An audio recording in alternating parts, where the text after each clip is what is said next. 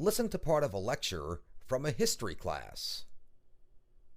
Benjamin Franklin was a renowned statesman, a successful proprietor, an avid philosopher, and a prolific inventor. As we learned from our reading this week, his inventions include bifocals, the Franklin stove, the odometer, and of course the lightning rod. Today, though, I want to argue the case that Franklin's greatest legacy was not in any of those roles or as a founding father of the United States, but as a writer. Do any of you know a book that Franklin has written? Anyone? Well, that's because Franklin didn't write any great novels, a la later U.S. greats like Hemingway, F. Scott Fitzgerald, and Mark Twain. But I think an analysis of Franklin's writing style, his instincts, his sensibilities, and his accomplishments reveals that he deserves to be mentioned in the same breath as those literary giants. Like Hemingway, Franklin began as a newspaper reporter, then moved on to publish essays, journals, and books. His most famous books are Autobiography, The Way to Wealth, and Poor Richard's Almanac, an annual publication that he founded and authored from 1732 to 1748. Franklin's first literary contributions were essays, printed in 1722 in the New England Courant, a newspaper published by his brother James. Ben's writing style at this time was modeled principally upon that of the Spectator, a British paper edited by Joseph Addison and Richard Steele. Early on, though, Franklin displayed an innate ability to write concise, clear news stories. In 1729, he became publisher and editor of the Pennsylvania Gazette, which he developed into a newspaper universally acclaimed as the best in American colonies. Franklin made three great contributions to American literature. First was his preference to share his opinion about popular topics instead of simply reporting on current events, much in the vein of a modern newspaper columnist. Through his writings, Franklin helped shape America's national identity by shifting Americans' consciousness from a spiritual puritanism to secular rationalism, which was characteristic of 18th century Enlightenment. He thus created a dawning awareness that America was a country with distinctly different values and interests than those of England.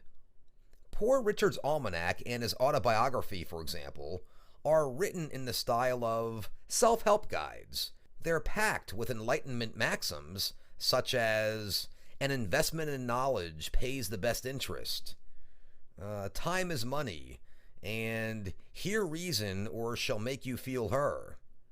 Franklin imbued his journalism with a similar tone. In an article entitled Death of a Drunk, for instance, he used a true story to pass on a moral lesson about the dangers of drinking.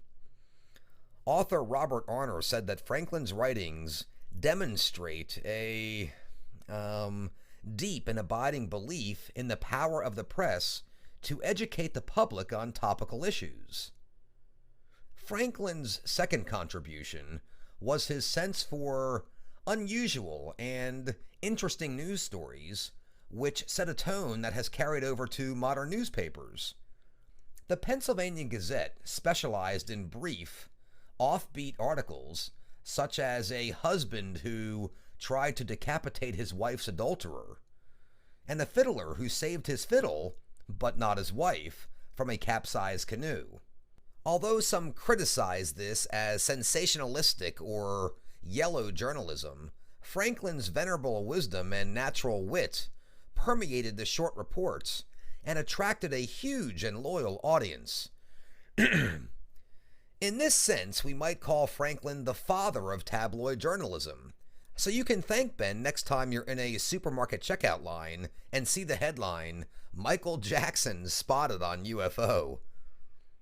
Franklin's third significant contribution to U.S. literature is his writing style, which reflects the philosophy he expressed in a 1732 essay. Good writing, he said, should be, quote, smooth, clear, and short. Compared with other 18th century authors, Franklin's writing is much more concise and readable. That comparison holds not only among his contemporaries, however, but also among writers in the following 3 centuries. Franklin played a leading role in developing journalism as a terse writing form, getting quickly to the point and dwelling on important issues instead of secondary facts. Moreover, Franklin was a word economist, finding the shortest way to express a thought, as demonstrated by his vast coinages of aphorisms. The chief reason Franklin's sayings remain popular today is due not to their moral wisdom, but to their brevity. Advice such as, well done is better than well said, when in doubt, don't, dispense moral certitudes in sentences that are catchy and easy to remember, a timeless writing tip. How many of you have heard your English teacher mention KISS, K-I-S-S? What does that mean? Keep it short and simple. Yep, keep it short and simple. That was a formula Ben Franklin was practicing long before someone coined a name for it. Given all this, it's no wonder that Scottish philosopher David Hume called Franklin America's first great man of letters.